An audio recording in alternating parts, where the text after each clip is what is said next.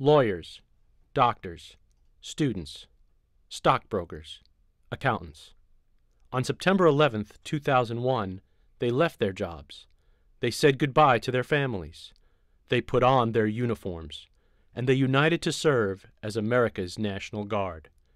Terrorists hijacked 4 airliners, and in a coordinated plot attacked our nation.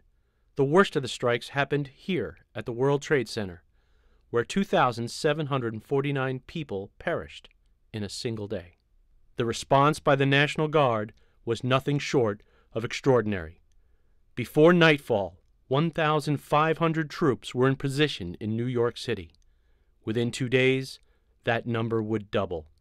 At armories and bases throughout the state, thousands of troops stood ready for orders that would soon come. Their mission? Support the FDNY, NYPD, and other New York City first responders, and help fellow Americans cope with the unspeakable acts of terrorism.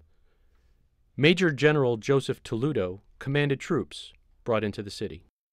The National Guard men and women that were here in the New York City area actually reported to their armories without being called, and that is strictly a function of the National Guard and the citizen soldier, because the Army didn't come in here. The National Guard is the only force that has this unique dual citizen-soldier status. On September 11th, Guardsmen and women worked to bring order out of the chaos, restoring a sense of security for the many Americans grappling with feelings of fear and loss. An undertaking so great took many forms. An undertaking so great it continues to this very day. The governor's office determines that the National Guard should be pressed into service because they can lend some kind of useful support to the first responders, those being police, firemen, EMTs. He would call the National Guard in the appropriate number with the appropriate skills and capabilities and have that force merge into the team and play a useful role in supporting the emergency. So while Guard soldiers respond to domestic emergencies, like hurricanes, tornadoes, and floods, they've also fought in every American war, from 1636 to present-day combat. The majority of the people that served here went on to serve in Iraq and Afghanistan.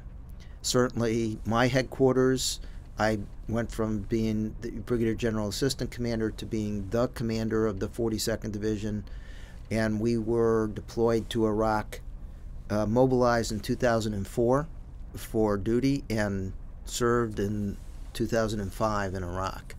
So that was federal service. We were called on by the President to go. So from our response here, from 9/11 all the way through this ongoing war as of today in Afghanistan, the National Guard, in particular the New York National Guard in this case, but in all of the National Guard has served overseas in response to the global war on terror. The 42nd Division, who had its headquarters here for the response and recovery for the World Trade Center attack on 9/11, was headquartered at the Park Avenue Armory and at the Battery Park in Manhattan. Ended up 3 years later being headquartered in Tikrit, Iraq, in Saddam Hussein's palace. That was a journey. Here are stories from 5 members of the National Guard who responded on 9/11. Soldiers who responded to the attacks that day. Soldiers who searched through a smoldering debris field for survivors. A soldier who secured the perimeter of the site. A soldier who conducted biological testing of the area.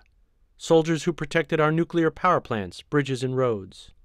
And soldiers who went on to serve in Iraq and Afghanistan. These are their stories, stories of a country, community, and individuals forever changed.